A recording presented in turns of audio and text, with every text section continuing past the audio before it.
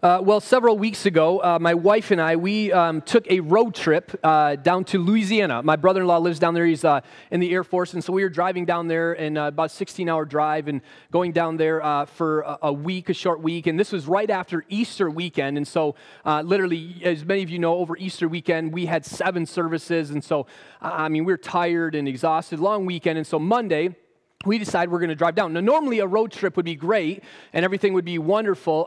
Some of you also know that we're in the process of adopting 2 boys. And so we were going on our first road trip with 2 kids. God bless all of you who have ever done that before, right? And I'm thinking this is just going to be awesome, right? I mean, there's not going to be any problems whatsoever. And so we're driving down and we get, I don't know, it was about dinner time. We stop and we eat and thinking, okay, we're doing pretty good with time, and it's going to be great. We're going to get back in the car, and the kids, and they're 1 and 2, Caleb and Kason, they're 1 and 2, and they're going to fall asleep, and they're going to sleep through the entire night, 12 hours. We're going to drive straight through. Why are all of you laughing? And so we have this, beautiful plan in our mind of how this is going to work. And honestly, before we even left, I was actually a little hesitant with this whole thing, and I'm like, I don't know about this, and my wife, was so no, they're going to sleep for naps, and they're going to sleep all through the night, and she can, thought, okay, so this is going to be beautiful, right? And about 7 o'clock rolls around, and we get back in the car after dinner, and we're driving, and all of a sudden, I'm driving, and I hear in the rearview mirror, I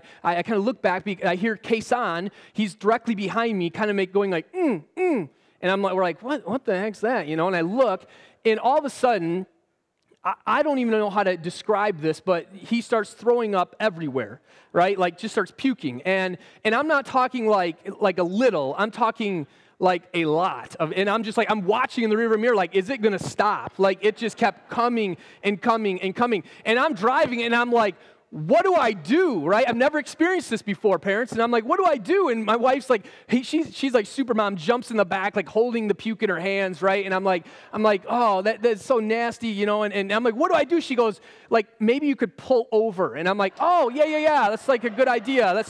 Let's do that. And so I pull over and we literally on the side of the road, we get Kason out and we clean him up and put, new pajamas on him. We're like, oh, he must have food poisoning. And we clean it out. And it's just, you understand, it's just disgusting. We get back in, we keep going. An hour later, same scenario occurs, number 2 puke, right? And again, I'm going what do I do? Pull over. Oh, yeah. So I pull over and literally, the drive down, I think he threw up 4 or 5 times, just miserable, right? And then the next day, Caleb, the youngest, he started throwing up as we're at my in-laws, or my brother-in-law's place. And so we're there, and basically we end up taking him to the hospital. They have, the flu, they have ear infection, strep throat, everything you could ever imagine. And literally, the whole week, it's just lots of throw up and everything like that. And we're at, other people's home, and I'm feeling guilty about it. And literally, it was miserable for me. I don't know what it was, but I was just this is the worst thing ever. And some of you, I know you're dude, you're a rookie. But honestly, I am a rookie, and I'm this is miserable. I don't know how people do this. And so literally, by the end of the week, the kids started feeling a little bit better.